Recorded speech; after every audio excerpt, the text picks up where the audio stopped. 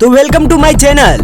मैं हूं वीके सिंह और आज हम एक कहानी को जानेंगे जहां एक कस्ट वॉरियर है, हैंड बाउंड ड्रैगन और एक फेट जो इन दोनों को एक दूसरे का दुश्मन बनाना चाहता था। मैं बात कर रहा हूं famous Chinese anime movie Nezha के बारे में।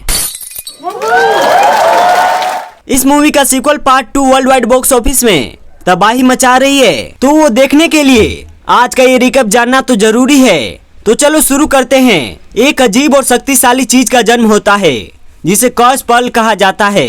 हजारों सालों के नेचर के पावर से ये पर्ल जन्म लेता है। ये धीरे धीरे और भी ज्यादा पावरफुल बनता जाता है, दुनिया के हर तरह के शक्ति को अब्जॉर्ब करके। लेकिन दिक्कत ये था कि इसने अच्छाई और बुराई दोनों शक्तियों को एक जैसे अब्जॉर्ब किया। एक ऐसा पर्ल जो सही गलत का फर्क नहीं समझ सकता था और जहां भी जाए सिर्फ तबाही मचा दे, उसे कहते हैं कर्स पर्ल। ये इतना ज्यादा खतरनाक था कि स्वर्ग के सबसे शक्तिशाली भगवान ने अपने दो सबसे महान मंगस ताई जनरेन और सेन गंगबाओ को भेजा ताकि वो इसे संभाल सके। लेकिन पर्ल इतना ज्यादा शक्तिशाली हो चुका था कि ये दोनों भी इसके आगे बेकार साबित होते हैं।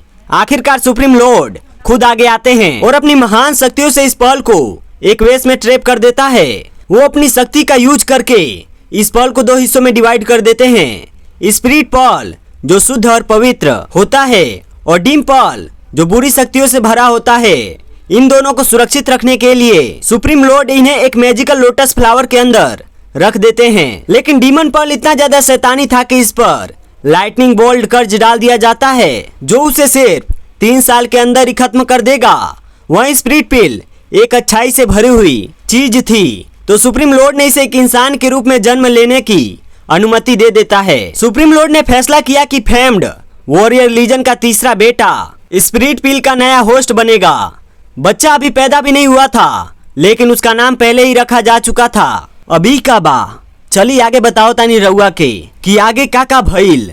नेजा सुप्रीम लॉर्ड ताई को मैजिकल लोटस देता है और उससे कहता है कि जब तक कमांडर लीजन का बेटा पैदा नहीं होता तब तक वो इस पर्ल को संभाल के रखे। अगर ताई अपनी ड्यूटी सक्सेसफुली पूरा करता है तो उसे एक बड़ा इनाम मिलेगा। वो स्वर्ग का 12th इमोर्टल गॉड बनेगा। ताई ये सब सुनकर बहुत ही एक्साइटेड होता है, लेकिन उसका भाई सेन गंगबाओ अंदर ही अंदर जलन महसूस करता है। उसे लगता है कि सुप्रीम लॉर्ड ने उस पर भरोसा नहीं किया, इसलिए क्योंकि उसका बैकग्राउंड मॉन्स्ट्रस था। इसी जलन की वजह से उसके अंदर का छुपा हुआ डार्कनेस जाग उठता है और वो डिसाइड करता है कि वो अपने भाई को मिशन पूरा नहीं करने देगा। जैसे ही नेजा का जन्म का समय आता है, ताई धरती पर आता है कमांडर लीजन और उसकी पत्नी लेडी इन से मिलने, जो 3 साल से गर्भवती थी। जब लेडी इन का बच्चा पैदा करने की खबर शहर में फैलती है, तब चिंगटन टाउन के लोग खुशी मनाने और बधाई देने के लिए लीजन के फोर्ट्स पर पहुंच जाते हैं।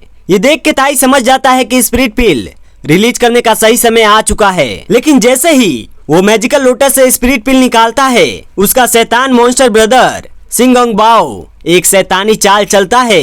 सेन एक जादू का यूज करके कमांडर ली के एक सेवक को अपने वश में कर लेता है और उसे स्पिरिट पिल चुरा लेने के लिए मजबूर कर देता है। पर इस चोरी के चक्कर में एक बड़ी गलती हो जाती है।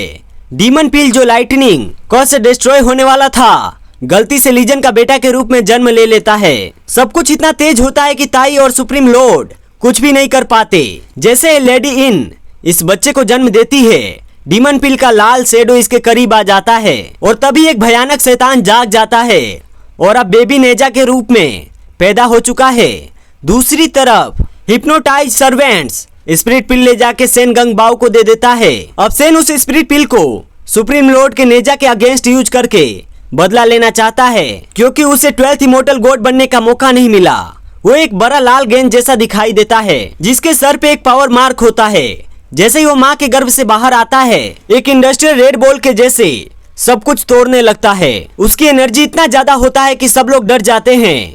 ताई उसे कान कुन हुप से रोकने की कोशिश करता है ताकि उसका अटैक कंट्रोल हो सके, लेकिन जैसे ही वो अटैक करने लगता है, लीजन बीच में आकर ताई को रोक लेता है और कहता है कि ये उसका बेटा है। ताई उसे याद दिलाता है कि यह डीमन पिल का पुनर्जन्म है और अगर उसे अभी नहीं रोका गया तो वह पूरी दुनिया को तबाह कर देगा। लेकिन नेजा की माँ लेडी इन ताई के सामने गिड़गिड़ाने लगती है और उससे विनती करती है कि उसके बच्चे को हर्ट ना करे। जब ये सब हो रहा होता है, तभी एक बूढ़ा आदमी लीजन को याद दिलाता है कि ये लोग हमेशा से राक्षसों से लड़ते आए हैं, तो एक राक्षस को अपने बीच में रखना अकलमंदी नहीं है। लीजन इस बात को लेकर परेशान हो जाता है क्योंकि उसे अपने गांव वालों की चिंता होती है, लेकिन उसे यह भी पता है कि ये उसके बेटे का दोष नहीं है बल्कि एक मिसफॉर्चून है। इसलिए वो अपने लोगों से वादा करता है कि वो नेजा को टेम करेगा और उसे सेल्फ कंट्रोल और शिक्षा देकर सुधारने की कोशिश करेगा। लेकिन अभी भी एक बड़ी दिक्कत थी। ताई बताता है कि नेजा के पास सिर्फ 3 साल का समय है क्योंकि लाइटनिंग कर्स तब तक उसे मार डालेगा। ये सुन के लीजन और भी ज्यादा स्ट्रेस्ड हो जाता है और फैसला करता है कि वो सुप्रीम लॉर्ड से प्रार्थना करेगा कि वो श्राप हटा ले।